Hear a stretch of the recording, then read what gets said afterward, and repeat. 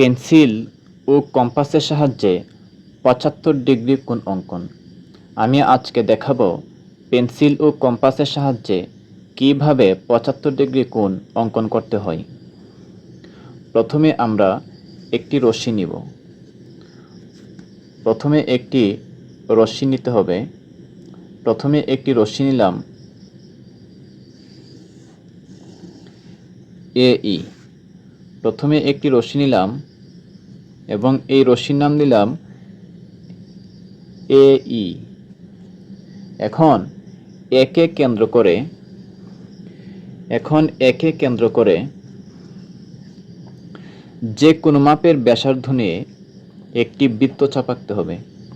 যে কোনো মাপের ব্যাসার্ধ নিয়ে একটি বৃত্তচাপ আঁকতে হবে, অর্থাৎ প্রথমেই ৯০ ডিগ্রি কোণ অঙ্কন করতে হবে। যে কোনো মাপের ব্যাসার্ধ নিয়ে একটি বৃত্তচাপ আঁকলাম। এখন এই বৃত্তচাপটি এই রশ্মির যে বিন্দুতে ছেদ করেছে সেই বিন্দুকে কেন্দ্র করে একই মাপের ব্যাসার্ধ নিয়ে দুটি বৃত্তচাপ আঁকতে হবে। একই দিকে একই মাপের ব্যাসার্ধ নিয়ে দুটি বৃত্তচাপ আঁকতে হবে। আমরা জানি একটি বৃত্তচাপ আঁকলে হবে ৬০ ডিগ্রি এবং আরেকটি বৃত্তচাপ আঁকলে হবে ১২০ ডিগ্রি। তো দুটি বৃত্তচাপ আঁকলাম। এখন এই অংশকে সমদ্বিখণ্ডিত করতে হবে। এই বিন্দুকে কেন্দ্র করে যে কোনো মাপের ব্যাসার্ধ নিয়ে একটি বৃত্তচাপ এবং একই মাপের ব্যাসার্ধ নিয়ে এই বিন্দুকে কেন্দ্র করে আরও একটি বৃত্তচাপ আঁকতে হবে একই পাশে। এই দুটি বৃত্তচাপ যে বিন্দুতে ছেদ করেছে সেই বিন্দু দিয়ে একটি রশ্মি আঁকতে হবে। একটি রশ্মি আঁকতে হবে।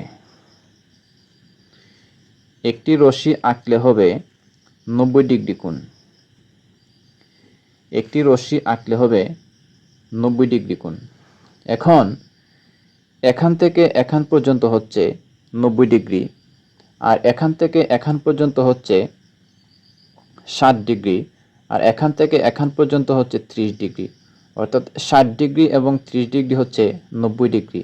এখন এই ৩০ ডিগ্রিকে সমদ্বিখণ্ডিত করতে হবে। এই ৩০ ডিগ্রিকে সমদ্বিখণ্ডিত করলে আমরা ৭৫ ডিগ্রি কোণ পেয়ে যাব।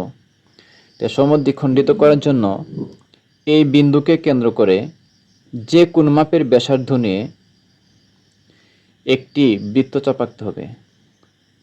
যে কোন মাপের ব্যাসার্ধ নিয়ে একটি বৃত্তচাপ আঁকতে হবে এবং এই বিন্দুকে কেন্দ্র করে একই মাপের ব্যাসার্ধ নিয়ে আরও একটি বৃত্তচাপ আঁকতে হবে।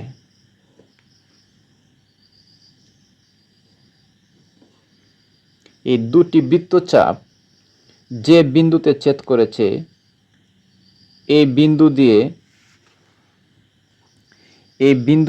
একটি রশ্মি আঁকতে হবে। এই বিন্দু দিয়ে একটি রশ্মি আঁকলাম। এই বিন্দু দিয়ে একটি রশ্মি আঁকলাম এসি। এই বিন্দু দিয়ে একটি রশ্মি আঁকলাম এসি।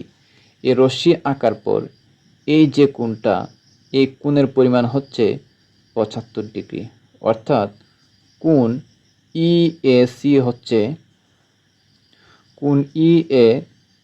সমান হচ্ছে ৭৫ ডিগ্রি।